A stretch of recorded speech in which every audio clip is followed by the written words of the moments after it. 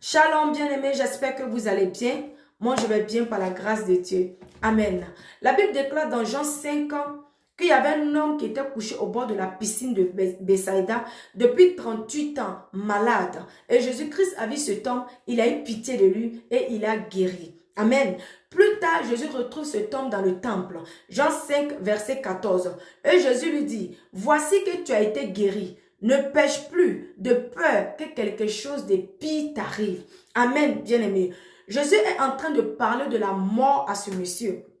Bien sûr, quoi de pire que la mort ne peut arriver à ce monsieur avec tout ce qu'il a vécu. La Bible dit qu'il était malade, couché depuis 38 ans au bord de la piscine. Il ne pouvait rien faire, il ne pouvait pas se lever, il ne pouvait même pas tourner. Il espérait que quelqu'un le soulève pour le jeter dans l'eau. Quand l'ange va venir remuer l'eau, mais il n'y avait personne pour faire ça. C'est Jésus qui a eu pitié et il a guéri. Donc quand Jésus lui dit quelque chose de pire, si ce n'est pas la mort, je ne vois pas quelque chose de pire qui peut arriver à ce monsieur, si ce n'est que la mort. Et cette mort-là, bien aimée, ça peut être la mort physique ou la mort spirituelle. Le salaire du péché, c'est la mort. Amen. Et nous voyons dans la Bible, bien aimée, que Jésus a guéri beaucoup de personnes. Il a délivré beaucoup de personnes. Après la délivrance ou la guérison, il a dit, ne pêche plus, ne pêche plus. Amen. Ne pêche plus. Il y en a d'autres même qui ont envoyé à Jésus. Jésus n'a même pas chassé des démons. Il n'a pas dit que tu es guéri. Il a dit simplement, tes péchés sont pardonnés. Et ces personnes ont retrouvé la paix, la santé et la guérison. Ce qui veut dire, bien aimé, que c'est le péché qui est la cause de toutes ces souffrances, ces difficultés, ces maladies, ces oppressions dans la vie des humains. C'est le péché qui est la porte principale. C'est le péché qui est la cause. Amen. Écoute-moi, bien-aimé. Si tu vis dans le péché et tu fais de ça un mode de vie, tu donnes le droit légal à Satan de te réclamer. Tu donnes le pouvoir à ces démons de s'installer dans ta vie, de faire de ta vie leur demeure, tels que les démons de maladie, d'oppression, d'infirmité et de la mort. Amen. Car la Bible déclare que le salaire du péché, c'est la mort. Donc, quand tu vis dans le péché et que tu fais de ça un mode de vie, bien aimé, c'est pas que tu vas tomber raide, mourir sur le champ. Mais il y a beaucoup de vies qui meurent en toi sans être réalisées. Amen. Parce que en toi, il y a abondance de vie. En toi, il y a abondance de vie. Ta destinée là, c'est des vies que Dieu a mis en toi. Ce pourquoi Dieu t'a créé. La mission pour laquelle Dieu t'a envoyé sur cette terre. C'est ça qu'on appelle ta destinée. C'est des vies que Dieu a mis en toi. C'est déjà en toi. C'est pas que ça va venir après. C'est-à-dire quand Dieu t'a créé là, il t'a créé avec, il a mis tout en toi. Cette destinée attend juste sa saison pour se manifester. Attend son temps pour se manifester. Je donne un exemple. C'est comme le manguier. Ses fruits sont cachés en lui. Le manguier attend juste sa saison pour produire ses fruits. Le manguier attend sa saison pour produire ses fruits. C'est comme ça l'homme. C'est comme ça que nous sommes. Mais si tu vis dans le péché, bien-aimé, tu donnes le droit légal à Satan. C'est que le péché lui ouvre la porte et il rentre, il massacre ta vie. Il tue tous ces vies en toi. Il tue tous ces vies en toi. Il rend ta vie stérile. Tu es là sans fruit, sans résultat. Tu es là comme ça, tu tournes en rond. Parce que tu as fait du péché un mot de vie. Amen. Regardons la vie de Joseph. Dieu a appelé Joseph à devenir premier ministre d'Égypte. C'est la destinée que Dieu a mis en lui. Et cette destinée attendait juste sa saison pour se manifester. Et le diable est venu tenter Joseph. Mais Joseph a fui le péché. Si Joseph était tombé dans le péché, si Joseph avait couché avec la femme de Potiphar, bien aimé, je t'assure que Joseph n'allait jamais devenir premier ministre. Parce que le but du diable, c'était que Joseph couche, Joseph ouvre la porte, c'était que Joseph pêche pour que lui puisse entrer, pour tuer cette destinée-là. C'était pour que lui puisse entrer pour tuer cette destinée. Mais s'il n'y a pas de péché, il ne peut pas entrer. C'est pourquoi il a tenté Joseph. Heureusement que Joseph avait la crainte de Dieu. Il craignait Dieu. Il craignait Dieu. Il a dit que je ne peux pas commettre ceci grand péché contre mon Dieu et contre mon maître Potiphar. Je ne peux pas faire ce genre de péché. Je ne peux pas. Et Joseph a fui le péché pour accomplir sa destinée. Parce qu'il y avait la crainte de Dieu en lui. Il craignait Dieu. Il connaissait le Dieu de son père. Il connaissait le Dieu de Jacob. Il connaissait. Il avait la crainte pour ce Dieu. Donc il a fui le péché pour accomplir sa destinée. Joseph est devenu premier ministre d'Égypte. Il est devenu premier ministre d'Égypte. Au point où Pharaon a dit, le roi d'Égypte a dit, que la seule chose qui met la différence entre moi et Joseph, c'est le trône. Donc tout ce que Joseph va vous dire de faire, vous allez le faire.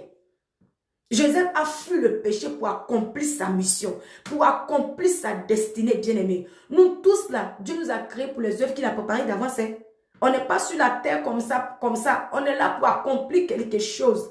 Et cette chose-là, c'est des vies, c'est des destinées qui sont en nous. C'est le péché qui tue ça. Mais Joseph a vaincu le péché pour accomplir sa destinée. Donc je reviens dessus, bien-aimé. Si Joseph avait couché avec la femme de Potiphar, s'il était tombé dans ce si grand péché, il n'allait jamais devenir premier ministre. Parce que c'était après cette vie-là que le diable était. C'était après cette destinée-là que le diable était. Il cherchait un moyen pour entrer, pour tuer ça. Mais gloire soit rendue à Dieu. Joseph avait la crainte de Dieu. Il n'a pas fait ça. Mais par contre, regardez l'histoire de Salomon. Le grand Salomon. Lui que Dieu a consacré depuis dans le ventre de sa mère. Il a dit à ses parents que voici cet enfant-là. C'est lui que je vais utiliser pour délivrer mon peuple de la main des Philistins. C'est Samson, pardon. C'est Samson que je vais utiliser pour délivrer mon peuple de la main des Philistins. Amen. Le grand Salomon, Dieu l'a oint d'une puissance pas possible. Il avait une force qui dépassait la connaissance humaine. Il avait une puissance que le cerveau de l'homme ne pouvait pas réfléchir et comprendre. La Bible déclare que Salomon prend le lion dans sa main, il déchire comme un chevreau. C'est-à-dire comme le bébé d'un chèvre. Il déchire ça à main nue. Sans rien, il déchire un lion. Si tu veux connaître l'histoire de Samson, les Juges 13 à partir du verset 16. Il déchire. La Bible déclare qu'il prenait mâchoire d'âne. Lui seul, il se battait contre une armée au point où il tuait 1000 sur le champ. Moi-même, je me pose la question. J'ai dit, mais ce gars-là, il faisait comment? Comment il faisait? Il se bat lui seul. Une puissance pas possible. Dieu l'a oué pour libérer son peuple de la main des Philistins, des païens, ces personnes-là qui ne croyaient pas en Dieu. Mais le péché a vaincu Salomon. Salomon a fait du péché un mot de vie. Salomon aimait le péché. Il vivait dans le péché. C'est pas qu'il tombait et il se relevait, non. C'est pas qu'il tombait et puis après il venait dire Dieu pardonne-moi, je suis tombé. Non, lui-même il vivait dans ça. Le péché l'a éloigné de Dieu. Samson ne priait pas. La seule fois que la Bible a déclaré que Salomon a prié, c'est le jour quand il était déjà entre les mains de ses ennemis, quand il l'avait attrapé. Le péché a éloigné Salomon et Samson de Dieu. Il aimait le péché. Il vivait dans le péché. Il sortait avec les prostituées. Au point où même il est tombé amoureux d'une. Il est tombé amoureux de la fille d'Alila. Il l'aimait. Il était amoureux d'elle. Et c'est elle qui l'a livré. Amen, bien-aimé. Le péché a détourné Samson de sa mission. Le péché l'a détourné de sa mission. Et Samson a été vaincu. Dignité bafouée. Il est mort comme un esclave entre les mains de ses ennemis. Quand tu lis Juge 13 à partir du verset 16, ses ennemis, quand ils l'ont capturé, quand Dalila l'a vendu, là, ils étaient là, puis ils ont dit que non, notre Dieu a livré le grand Salomon entre nos mains. Non. Pourtant, la faute de Salomon, là, c'était que les ennemis de Dieu, là, ces ennemis-là, confessent que le Dieu sacré des Hébreux est le véritable Dieu. Le Dieu que les Hébreux là adorent, là, le Dieu que les Israélites là adorent, le Dieu de Salomon est le véritable Dieu. Et tel que les païens là confessent que Dieu est le véritable Dieu, comme Nabuchodonosor a confessé à cause de Daniel que le Dieu des Israélites est le véritable Dieu. Le Dieu de Daniel est le véritable Dieu. Mais non, Salomon a vécu dans le péché et le péché l'a précipité dans la tombe. Le péché a vaincu Salomon. Salomon n'a pas pu accomplir sa mission. Salomon n'a pas pu accomplir sa mission. Amen, bien-aimé. Vous voyez ces deux exemples que j'ai donnés. Joseph a fui le péché, il a accompli sa destinée. Salomon a vécu dans le péché, il a été vaincu. Il est mort sans avoir accompli sa mission, bien-aimé. Le péché tue. Le péché retarde l'accomplissement du plan de Dieu dans nos vies. Le péché nous sépare de Dieu. Le péché nous éloigne de Dieu. Beaucoup de personnes ne sont pas conscients du dégât que le péché cause dans leur vie. C'est pourquoi ils ne font pas d'efforts pour fuir le péché. Le monsieur qui était couché depuis 38 ans au bord de la piscine, bien aimé. Le monsieur là qui était couché là-bas, là, le péché a tout détruit en lui. Qu'est-ce que le monsieur là pouvait faire encore? Le monsieur là, c'était un mort vivant. Si Jésus-Christ n'avait pas eu pitié de ce monsieur-là pour le guérir, qu'est-ce que le monsieur-là pouvait faire? Qu'est-ce qu'un malade peut faire? Surtout même lui-même dans son état-là. Qu'est-ce qu'il pouvait faire? C'était la mort spirituelle qui était dans la vie de ce monsieur. C'est pourquoi je dis que cette mort-là, ça peut être la mort physique ou la mort spirituelle, bien-aimé. Fuyons le péché, bien-aimé. Fuyons le péché. Le péché retarde la prophétie. Le péché retarde la prophétie de Dieu dans ta vie. Le péché retarde le plan de Dieu. Souvent même ça tue même. Ça ne s'accomplit pas. Tu tournes en rond jusqu'à... Et puis tu quittes la terre sans avoir accompli ta destinée. À cause du péché. Parce que tu as fait de ça un mot de vie. Surtout celui-même qui connaît le Seigneur.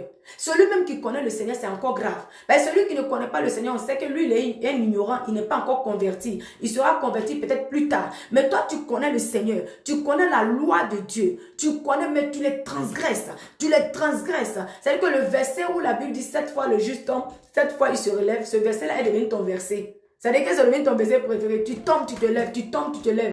Le péché tue, bien-aimé. Et ce que je vais dire aussi pour compléter là, le péché n'est pas lié seulement qu'au sexe. Il y a les péchés des lèvres, il y a les péchés de cœur, des pensées. Tu penses à quoi? Il y a des gens qui sont méchants jusqu'à pas possible. Ils sont méchants pour rien. Il y a des personnes aussi là qui vivent dans les critiques, le commérage. Il y a des personnes qui sont colériques jusqu'à... Tu attristes le Saint-Esprit. Le Saint-Esprit dit n'aime pas ça. Mais quand tu es en colère là, non, on ne peut pas t'attraper. Tout cela, ça attriste le Saint-Esprit. C'est des péchés qui ouvrent la porte à l'ennemi. Tes pensées, tu penses à quoi? Tu regardes quoi? Qu'est-ce qui sort de ta bouche? Quels sont les actes que tu poses? Les péchés ne sont pas liés seulement au sexe. Fuyons le péché, bien-aimé. Le péché détruit. Il y a des personnes aussi là. C'est que le diable là, il les mange doucement, doucement. C'est-à-dire que des personnes qui connaissent le Seigneur, eux, ils vivent dans le péché. Ils pratiquent le péché. Ils pratiquent, ils vivent bien dans ça. Et les dimanches, ils sont à l'église. Donc ces personnes-là sont appelées à la grandeur pour accomplir une grande mission. Mais le péché, le diable, le péché, comme on appelle, le diable les mange doucement. Le péché ouvre la porte, le diable est dans leur vie. Il n'attaque pas tout sur le champ. Il va doucement, doucement. Donc tu te retrouves avec un petit salaire là. Tu as une petite voiture, donc pour toi, tu es trop arrivé, tu es là, tu dis, ah, tout va bien. Pourtant, là, ta vie, là, dépasse ça, ta vie dépasse ça. Tu as appelé à la grandeur, tu as appelé à faire plus que ça. Tu as appelé à monter, tu as appelé à aller plus loin que ce que tu as maintenant. Mais le péché, là, te limite. Le péché te limite. Le diable bloque ça. Tu n'avances pas, tu ne recules pas, tu es au milieu. Tu n'accomplis pas ta destinée. Amen, bien-aimé. Fuyons le péché. Prie. Demande à Dieu de te délivrer du péché. Demande à Dieu de t'accorder la grâce de fuir le péché, d'abandonner le péché, de haïr même le péché, de détester le péché. C'est une prière qu'on fait à Dieu et Dieu exauce. Demande-lui de t'accorder cette grâce-là, de fuir le péché. Demande à Dieu sincèrement dans la prière. Le Seigneur va te faire grâce.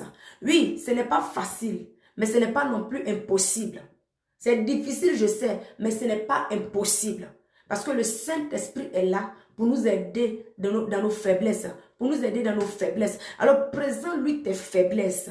Présente-lui tes faiblesses afin qu'il t'aide. Afin qu'il t'aide à les abandonner. Afin qu'il t'aide à les abandonner. Donc, je répète, ce n'est pas facile de fuir le péché, mais ce n'est pas non plus impossible. Avec l'aide du Saint-Esprit, on peut arriver. Mais sois humble, reconnais que tu es un pécheur, présente-le au Saint-Esprit, à Dieu, pour qu'il t'aide. Et Dieu va t'aider. Sinon, bien aimé, le péché détruit. Ça retarde l'accomplissement de la promesse de Dieu dans nos vies. Ça nous éloigne de Dieu. Ça ouvre la porte à tous ces démons, ces esprits dans nos vies. Et ça fait que tu n'arrives pas à accomplir ta destinée. Tu tournes en rond, les années passent. Tu dis, mais non, ils ont prophétisé sur ma vie. Dieu a dit que je serais grand. Même à moi-même, il a révélé comme il a révélé à Joseph. Mais depuis là, la chose ne s'accomplit pas. Est-ce que tu es en règle avec la parole de Dieu? Est-ce que tu marches avec la parole de Dieu? Est-ce que toi là, tu es en règle avec la parole de Dieu? Est-ce que tu vis la vie de sainteté? C'est ça. Parce que je t'ai dit que c'est le péché là qui ouvre la porte à l'ennemi. Et quand lui rentre là, il va bouffer toutes ces grâces-là. Ça retarde. Et le péché fait quoi? Ça t'éloigne de Dieu. Ça t'éloigne de Dieu. Le Seigneur dit que ma main n'est pas trop courte pour vous atteindre. Mais c'est vos péchés qui mettent la séparation entre vous et moi. Tu vois? Depuis là, tu dis, on a prophétisé sur toi. Ils ont dit que tu vas devenir ceci. Tu fais même boulot là, depuis là, il n'y a pas promotion. Souvent même, on te renvoie, on te charge. Tu fais les choses, ça n'avance pas, tu ne comprends pas, tu tournes en rond. Tu dis, mais qu'est-ce qui ne va pas? Examine ta vie. Est-ce que tu es en règle avec la parole de Dieu? J'avais fait une vidéo, je vous ai dit que ne comparez pas vos vies à ceux qui ne sont pas encore convertis ou bien aux païens. Parce que eux là, ils sont encore dans les ténèbres, ils sont encore dans le camp de l'ennemi. Ils sont encore dans le camp de l'ennemi, ils ne sont pas encore convertis. Le diable est après les enfants de Dieu, ceux qui gardent les commandements de Dieu, la parole de Dieu. Donc si tu es enfant de Dieu, marche réellement avec Dieu pour accomplir la prophétie, là, pour accomplir la destinée, parce que c'est Dieu qui a mis en toi. Sans Dieu, tu ne pourras pas l'accomplir. Donc c'est avec lui que tu pourras accomplir ça. Donc pour que tu puisses accomplir, il faut que tu sois dans les règles. Il faut que tu marches dans ses voies. Il faut que tu marches dans ses principes pour pouvoir l'accomplir.